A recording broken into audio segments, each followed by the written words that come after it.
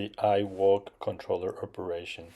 So to turn it on, you have to press the middle button, which is gonna be green, indicating the system is on. After that, you're gonna have a solid color, in this case orange, meaning 50% battery left. To go through the assistance levels, you have to use up and down arrows.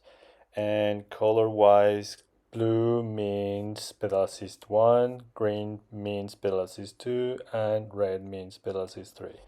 If you don't want to have any assistance, the controller is gonna be solid white. And if you want to know the battery left, so white color means you're having more than 75%.